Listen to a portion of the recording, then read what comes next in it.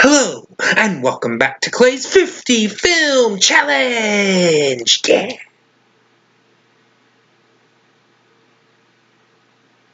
My name is Clay Johnson, and today I am continuing my film challenge with film number 28, The Pawnbroker, which was suggested by Brad Rudy. This is the first of at least 3 in a row for Brad, so he's got a trilogy coming up. So thank you for that, Brad. So this film is from 1964. It is a drama which starred Rod Steiger, Geraldine Fitzgerald, Brock Peters, and was apparently the feature film debut of Morgan Freeman, although in a very small role. In fact, I'm pretty sure I missed him. But yeah, so this is a film, like I said, it is a drama. It's from 1964. It is basically about a man who lived through the Holocaust. He was a German Jewish man, and went through the Holocaust, and basically he was the only one in his family to survive. He watched his kids die in front of him, and watched his wife get raped, and like all of this horrible stuff. And when the film picks up, basically the first scene of the film is, I believe, probably the day that they were picked up to be taken to the concentration camp. And then the very next scene we see is in at the time, modern day, so in the 60s. And he is very much just he's broken. He is completely emotionally numb. He expresses no emotion, nor does he give any to the people around him. He is, as the title suggests, he works at a pawn shop.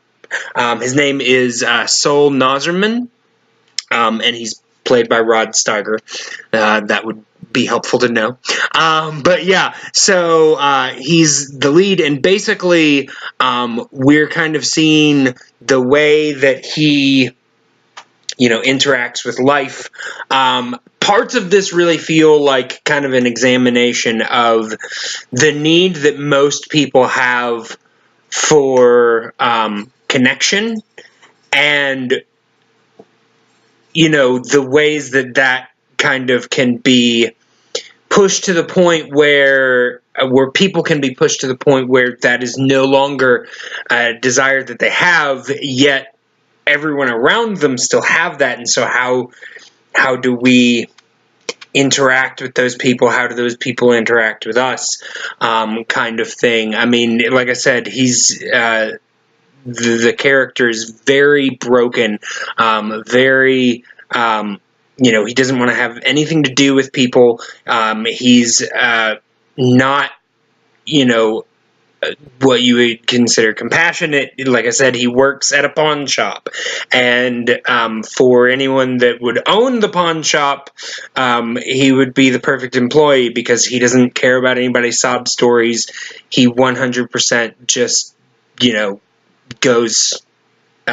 gives people, the most he gave most people was like $2, $3, things like that, for things that they were expecting like 10 or 20 bucks for, or at least hoping.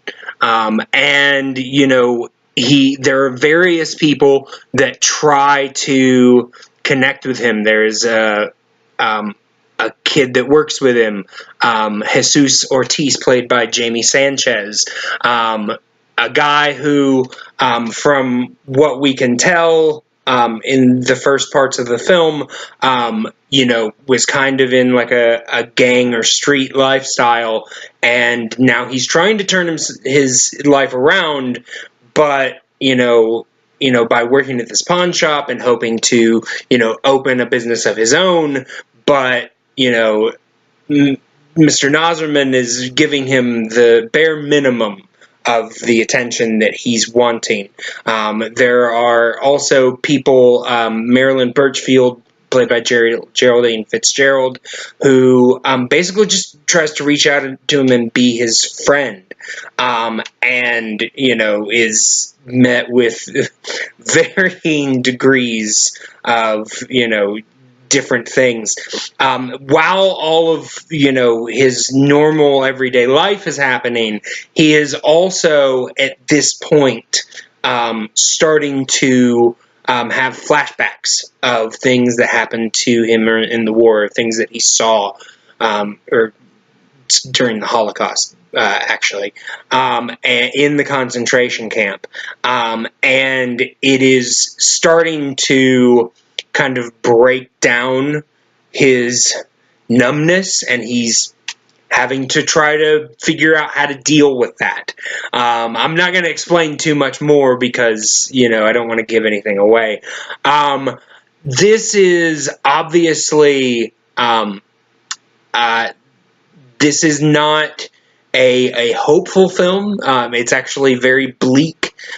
This was actually holds the distinction of being one of the first films, at least American films, to depict the Holocaust from a survivor's point of view, and kind of show the effects that it had on them. This was also a very groundbreaking film because, like I said, this took place in '64, which was still under the production code. This pushed hard against the production code. In fact, if I just watched this film like I knew nothing about when it took place or anything like that, I would have assumed that this was a film from the 70s. It is in black and white, but there were color and black and white films even in the 60s, so I feel like that was more of a choice than completely, a necessity. So, it feels more like a film that came from the 70s rather than the 60s, because, like I said, it is pushing that envelope. It is trying to, it is 100% just trying to present the story and the emotional bleakness of this character. It's definitely trying to push some boundaries. The part of the production code was,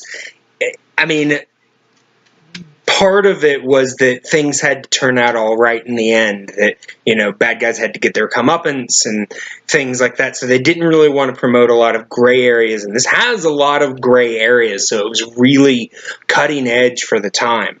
And I have to say, I enjoy it from a character standpoint, and thought that they did a really good job of portraying this kind of emotional bleakness and darkness, and rather than go where most films of this type would have at the time, and honestly even today, would have tried to show hope at the end. It does not choose to go in that direction, and so I found it very interesting, very, very provoking. So I am going to give this one 3. I'm going to give it 3 $1 bills. Sorry, I couldn't come up with a whole lot better than that.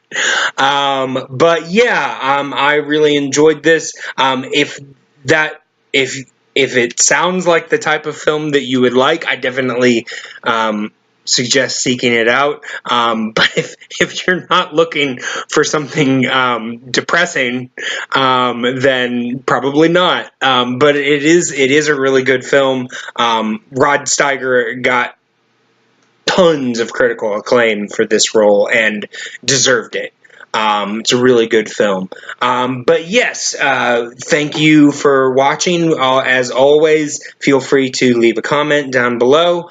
And I will be back next time with film number 28, The Apartment.